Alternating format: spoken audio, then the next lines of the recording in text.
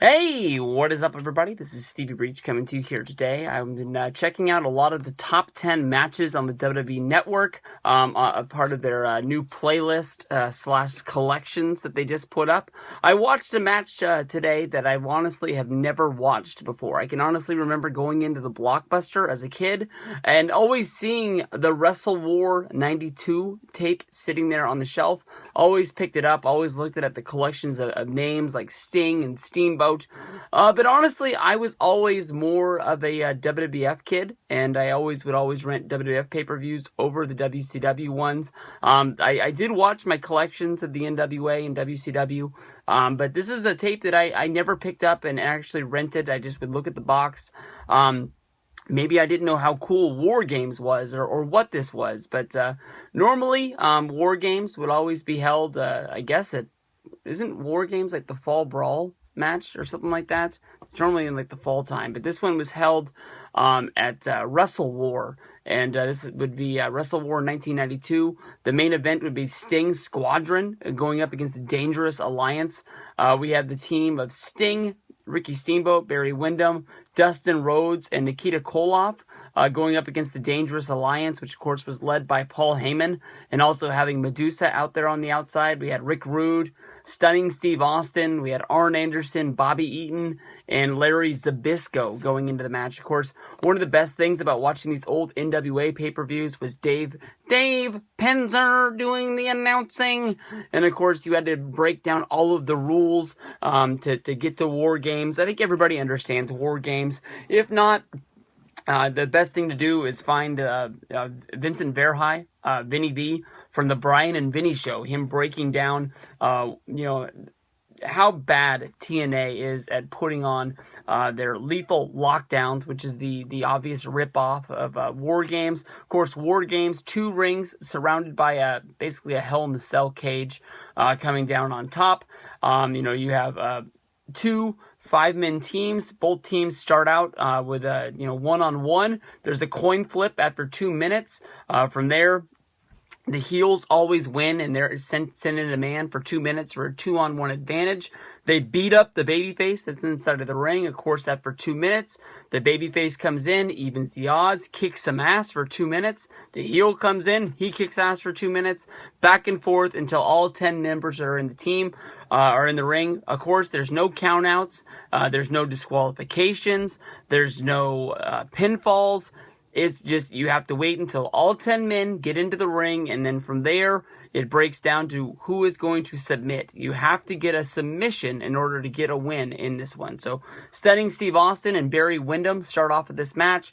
Barry Windham gets the better half of Stone Cold Steve. I want to call him Stone Cold Steve Austin, but he's Stunning Steve Austin. It's weird. He's got basically like some boxer brief tights on with some neon writing on them. He's got blonde hair. It's weird seeing Austin back in the day.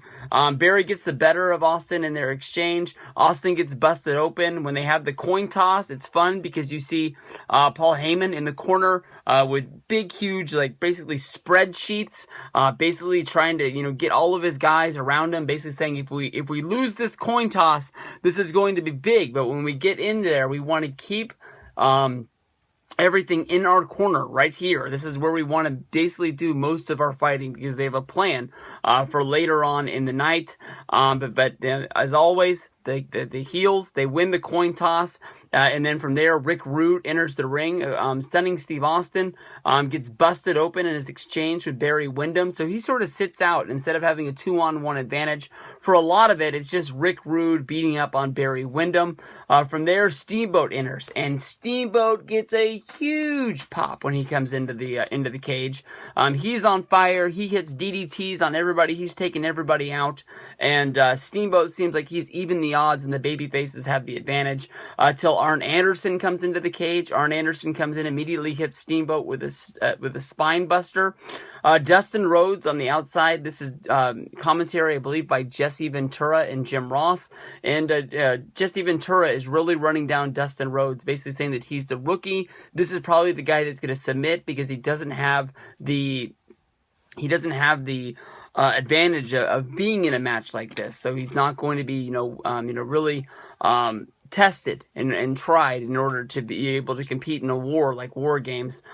He comes into the ring. He's, fighting around with everybody. And then Larry Zbyszko comes in to be the heel to take the advantage. But as it is with WarGames, there's always that one guy on the heels that is not able to get the job done. Zbyszko comes into the ring and is immediately cut off by Dustin Rhodes, who takes it to him. I don't know if it's Dustin Rhodes who has the feud with Larry Zbyszko getting into this. But basically, because of this, the heels have the advantage, but they're not able to actually get an advantage in the match. The heels start to panic. Medusa climbs up to the top of the cage. When she's on top of the cage, she drops a phone down to Arn Anderson, who starts using Paul Heyman's phone like a weapon. Medusa then starts to try and break herself into the cage to try to get in there and help, since it's a no disqualification. Sting sees this and he's like, hey, what the heck is this? Sting climbs up to the top of the cage, basically doesn't touch her. There's no physical violence between Sting and Medusa, but imposingly stands above her like, what are you doing? Almost like he's the teacher who catches his student messing around in class. Medusa just basically runs off the top of the cage, climbs down. Sting gets down.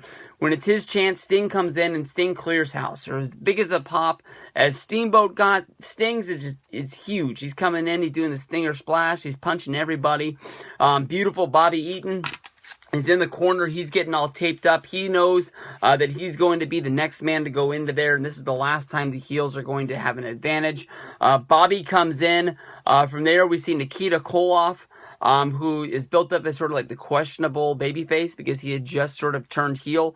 He comes into the ring. He starts hitting everybody, and there's a moment when Nikita and Sting have a moment where they catch eyes, and I think it's Sting is so much, caught up in being in a feud with Nikita Koloff for years that he doesn't know whether or not he's going to trust this guy. So it's almost like they have this standoff where the whole match stops and they're just looking at each other. And finally, in the background, I believe it's Stunning Steve Austin and Arn Anderson. You can almost see them over Sting's shoulder, like looking at him and pointing at him, like, what are they doing? Like, are you kidding me?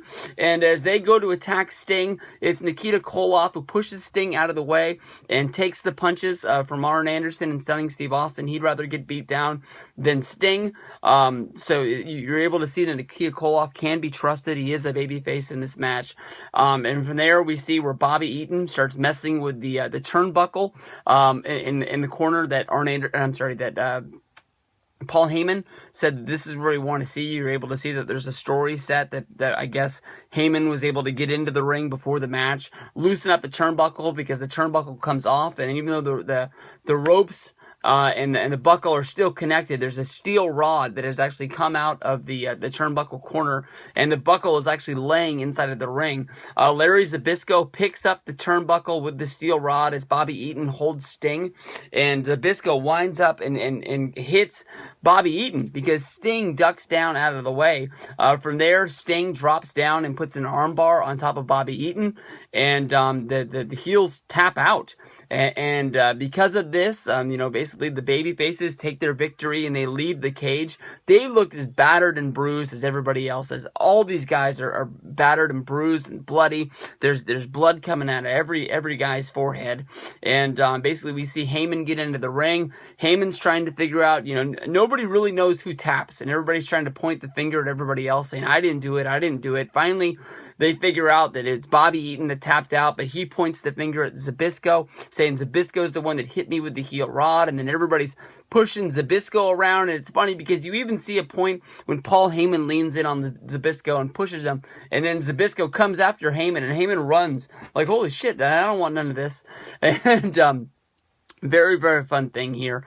You can see the Dangerous Alliance. I don't know if they were able to hold together after this or not. Like I said, I wasn't the biggest NWA fan or WCW fan back in the day, but this really was a good match. I don't think that it's possibly the best WarGames match of all time in order to be on the top 10 matches on the WWE Network list.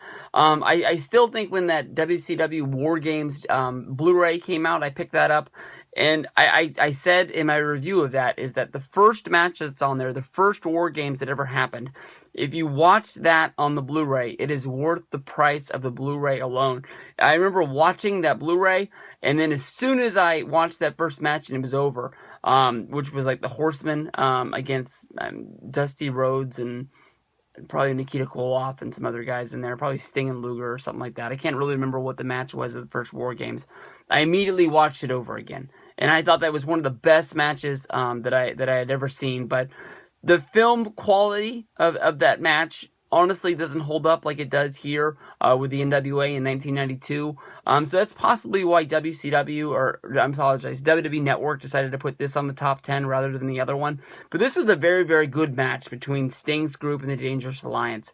Very fun match. I didn't watch the whole pay-per-view. I only watched this one because I'm sort of sticking with the gimmick of watching these top best matches of on the WWE Network. But I highly recommend this as a good one.